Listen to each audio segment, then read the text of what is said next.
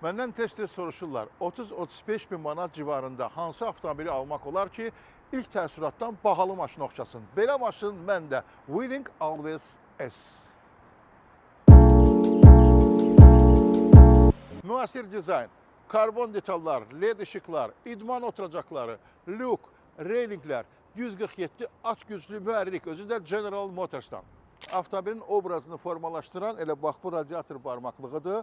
Xromlu, bir qədər naxışlı və əlbəttə ki, xromdan W hərfi. Bilirsiniz ki, Çinin daxili bazarı üçün qırmızı rənglər olur. Bu loqo amma qlobal bazar üçün məhz gümüşü olmalıdır. Və onun altında karbon oxşar bir imitasiyadır.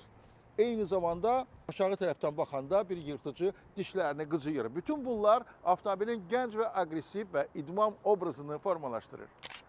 Avtomobil 17 düymlü disklərlə hərəkətə gəlir, əyləcilər isə gördüyünüz kimi qırmızı rəngdədir.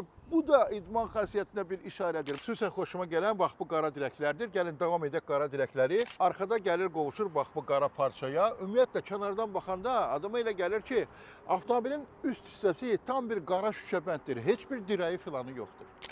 Əlbəttə xrom detallar var eksteryerdə, amma şitin çıxarmayıblar. Belə zövqlə və qədərində istifadə ediblər.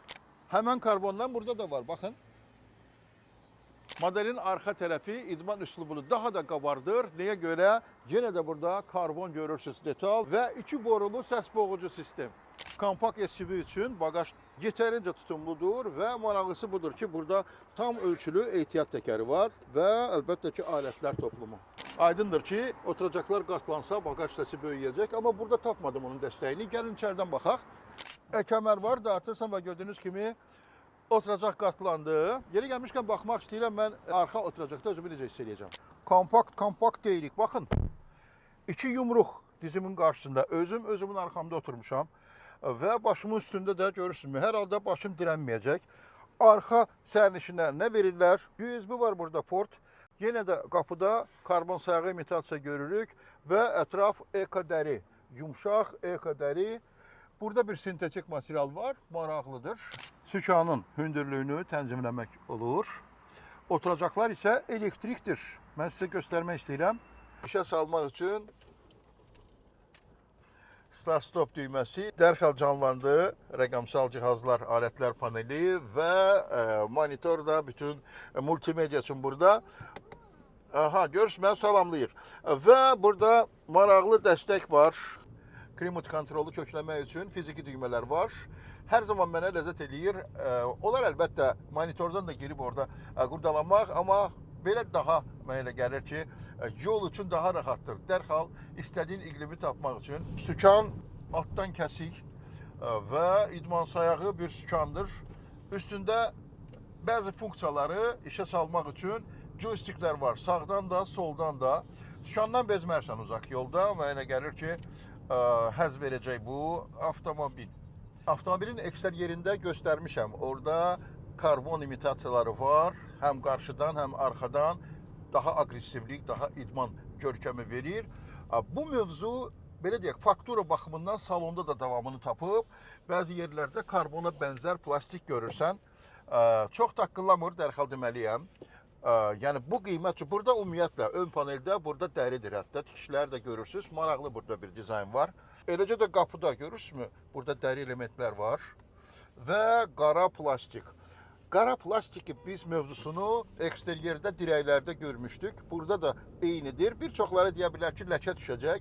Avtomobildə adətən yüngül bir əski saxlamaq lazımdır, qulluq eləmək lazımdır, tozu silmək lazımdır sadəcə. Vəssalam. Avtomobilin mühərriki 147 at güclü, 1.5 litrlik həcmli benzin turbo motordur və yeri gəlmişkən 92 benzinlə hərəkətə gəlir. Pilləsiz avtomat sürətlər qutusu 1.5 litr həcmli turbo motorun 250 Nm fırlanma anı var və avtomobil çevikdir, dinamikdir. Öz çəkişinə görə mənə gəlir ki, bu mühərrik tam yetərlidir. Əgər yanacaq sərfiyyatı maraqlıdırsa, qarışıq siklda 100 km 5.7 litr 92 benzin işlədir.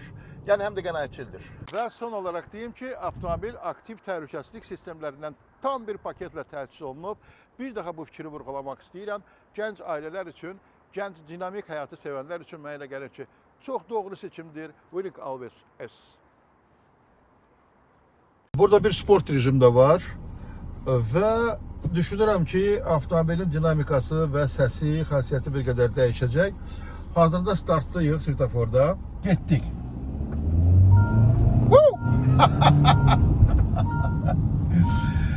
Bax belə, svetoforda mənimlə yanaşı durmuş bəzi Yapon avtomobillərinin sürücüləri deyəsən təəccübləndilər. Əslində bu təəccüblü deyil, aydındır ki, Willink markası Çin nəhəngi SAIC-lə General Motors-un birgə müəssisəsidir. Və əlbəttə ki, texnologiyalar, təcrübələr hamısı General Motors-dan gəlib toplanıb.